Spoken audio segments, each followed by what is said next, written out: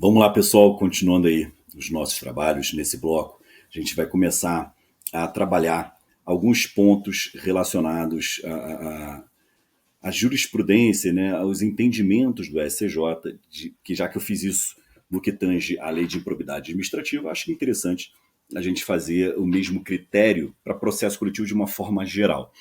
E só para justificar que assim é muito comum em provas do tribunal aqui do Rio o examinador cobrar ou letra de lei ou decisões do STJ, é muito comum isso. Então eu queria deixar vocês prontos para esse ponto, até porque em processo coletivo não tem muito o que inventar, não. Tá? Geralmente as questões giram em torno dos mesmos temas. Mas vamos lá, vou aqui comentar com vocês alguns dos principais tópicos, né, que a gente tem que trabalhar. Tem uma questão sobre prescrição no processo coletivo que ela é muito importante. Eu falei em blocos anteriores aqui, e a rigor, na pretensão de ressarcimento erário e dano ambiental, a doutrina fala, e os tribunais também, falam em pretensões que são imprescritíveis. Mas tem uma questão interessante que chegou ao STJ e que foi muito, muito interessante mesmo e que pode ser objeto de prova para vocês. Façam referência aí aos artigos 27 do CDC, artigo 27 do CDC, 25 da Lei Anticorrupção, então 27 do CDC, 25 da Lei Anticorrupção e 21 da Lei de Ação Popular. Nesses três artigos, vocês vão encontrar que o prazo para a propositura da ação coletiva respectiva, lembrando que lá na Lei Anticorrupção também é uma ação coletiva, é uma ação civil pública, vocês vão trabalhar com a ideia de que o prazo prescricional para o ajuizamento dessa ação é de 5 anos. E aí sempre se discutiu no âmbito da doutrina e do STJ qual seria o prazo prescricional para fins de execução da sentença de procedência. Né? Qual seria o prazo prescricional para a execução da sentença de procedência. E a gente pode se valer da súmula 150 do Supremo, com muita facilidade, porque a súmula 150 do Supremo diz lá claramente que a pretensão executória vai seguir o mesmo prazo da pretensão de conhecimento. Então, se o prazo para a propositura da ação de conhecimento é de 5 anos, portanto, o prazo para a propositura do cumprimento de sentença ou da execução como queira, execução é gênero, né, também será de 5 anos. E aí, dois pontos recentíssimos surgiram no âmbito do STJ. Dois pontos recentíssimos. Primeiro ponto, a gente sabe que no âmbito do processo coletivo, basta você olhar o artigo 94 do CDC e 103, parágrafo 3º também do CDC, a gente vai encontrar na combinação desses dois parágrafos o chamado transporte in utilibus da sentença coletiva. O chamado transporte in utilibus da sentença coletiva. Ou seja, a possibilidade da sentença proferida no processo coletivo ser transportada, transferida para a esfera individual, possibilitando uma execução individual da sentença coletiva. E aí surgiu o seguinte, qual vai ser o prazo para essa execução individual da sentença proferida em processo coletivo? O STJ bateu o martelo, recentemente. O STJ bateu o martelo dizendo o seguinte, olha, o prazo para a execução da sentença coletiva no plano individual é de 5 anos.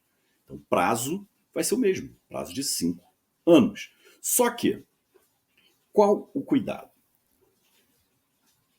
A doutrina sempre afirmou, e isso é um ponto também a ser levado em consideração, a doutrina sempre afirmou o seguinte, que a propositura de uma ação coletiva interrompe a prescrição para a ação individual.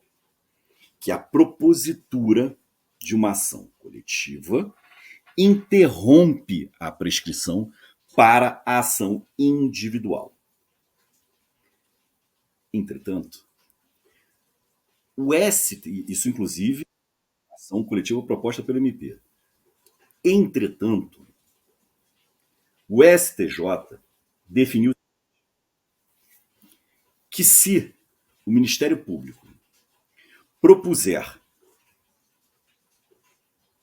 a liquidação da sentença coletiva, né, criar aquele incidente denominado liquidação da sentença coletiva, essa iniciativa do MP não terá o condão de interromper o prazo prescricional para o exercício da pretensão individual de liquidação e execução pelas vítimas e seus sucessores.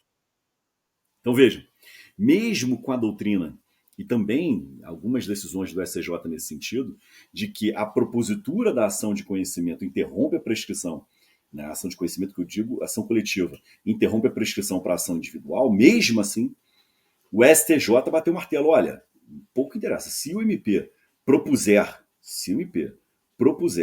a liquidação de sentença, pouco interessa.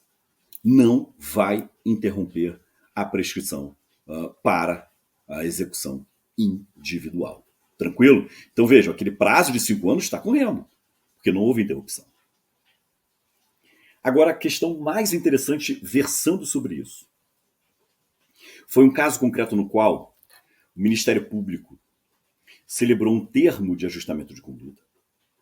Então, o MP celebrou um termo de ajustamento de conduta sobre matéria ambiental.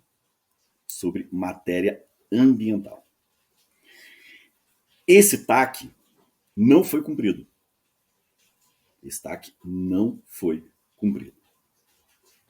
E o Ministério Público promoveu a execução,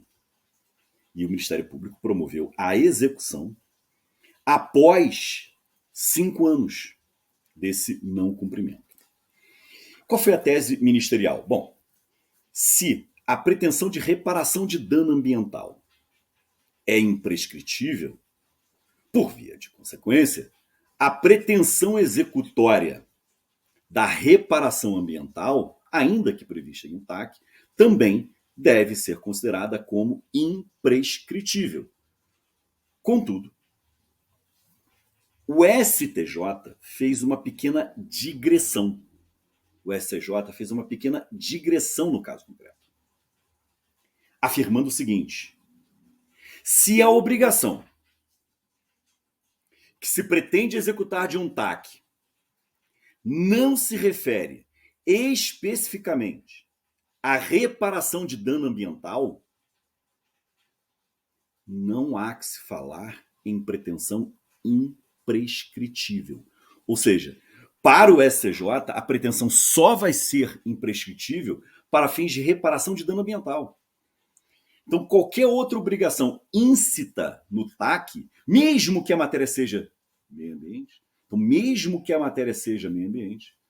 não há que se falar em pretensão imprescritível. Ou seja, essa obrigação, se não for de reparação de dano ambiental, ela estará sujeita ao prazo prescricional de 5 anos. E aí você vai pensar assim, Fabrício, mas espera aí, cara, como que eu celebro um TAC em matéria ambiental e eu não trabalho com a ideia de reparação ao meio ambiente?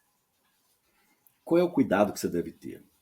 Por vezes, existem obrigações que são obrigações secundárias, obrigações paralelas. Por exemplo, investir em educação ambiental, investir em publicidade ambiental.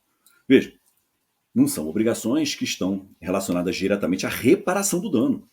Claro, versam abstratamente, genericamente, em tese, sobre o tema, mas não especificamente, não é a recomposição do dano, não é o reflorestamento, não é a despoluição. Então, essa digressão é relevantíssima para a prova. Tá bom, meus caros? Tranquilo? Então, no próximo bloco, a gente continua.